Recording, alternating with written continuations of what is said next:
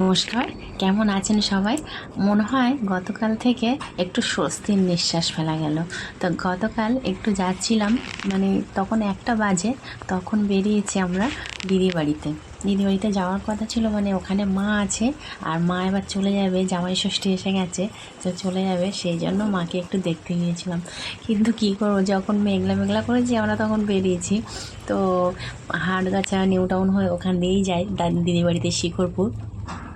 হাটগাছা যেতে না যেতে মাঝপথে বৃষ্টি, আর বৃষ্টিতে ভালোই বৃষ্টি হয়েছে। যখন ছিটেফোঁটা হচ্ছিলো তখন যাচ্ছিলাম, কিন্তু এত জোরে বৃষ্টি এসে গেল যে রাস্তায় বসে থাকতে হলো, আমাদের কিছু করার নেই। তো যেখানে দিদি বাড়িতে যেতে 40 মিনিট লাগে আমাদের বাইকে, সেখানে প্রায় 1টার সময় বেরিয়েছি, আড়াইটার সময় পৌঁছেছি। গিয়ে দেখছি ওদের সবার খাওয়া হয়ে গেছে। আমি ফোন করেই বলেই দিয়েছিলাম যে খেয়ে নে, আমাদের দেরি হবে, রাস্তায় আছি। তো যাই হোক, তো দিদি আজ গতকাল রাইস করেছিল, আর হচ্ছে পনির করেছিল, আর মাংস করেছিল।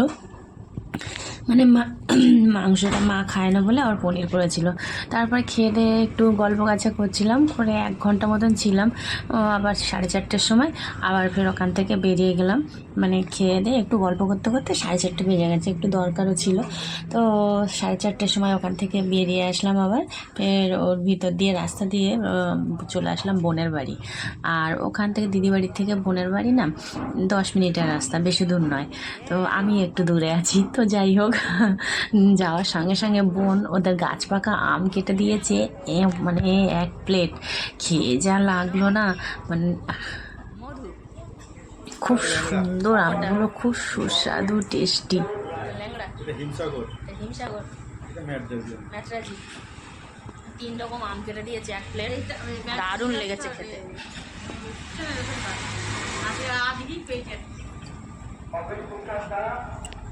কাটবো না, কারণ 2-3টে কেটেছে।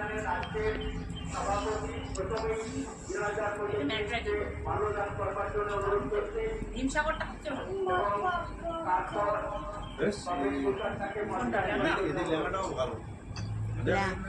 ল্যাংড়াটা ঝাঁঝা হেভি ছিল। ল্যাংড়া এইটা ওইটা ওই এর মধ্যে ডোবার, জল নেই, শুধু ল্যাংড়ার টেস্ট হচ্ছে আনারসের মতো। আর এই আমার বাপের বাড়ি একটা আম গাছ ছিল, আমফান ঝড়ে, যেদিন আমফানের দিন এই যে আমাদের এই আমফান বাবু এই যে জন্মগ্রহণ করেছে, আর সেই আমফানের ঝড়ের দিন আমাদের ল্যাংড়া আম গাছ, হিমসাগর আম গাছগুলো, আগের গাছগুলো সব পড়ে গেছে। তখন আমার বাবা ছিল, বাবাই গাছগুলো লাগিয়েছিল, তারপর আবার নতুন করে গাছ লাগিয়েছে। এইরকম আম আর হয়নি। এটা বোনের বাড়ি, এই আমটা সত্যি খুব ভালো, একদম আমাদের বাপের বাড়ি। এত সুন্দর সুন্দর আম, গাছ পাকা আম, এত সুন্দর সুন্দর। তো যাই হোক, আমটা খেয়ে এত সুন্দর লাগলো, আর প্রতিটা মুহূর্ত আমাদের সত্যি বাবার কথাই মনে পড়ে যায়। বাবা যা করে গেছে আমাদের, কিছু আর বলার নেই।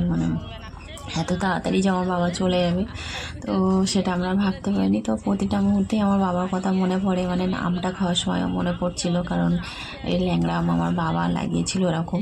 তো তারপরে আম খাওয়ার পরে, অত সুন্দর আম খাওয়ার পর আমার বোন আবার চিকেন পকোড়া ভাজছে, বারবার বারণ করা সত্ত্বেও শুনছে না।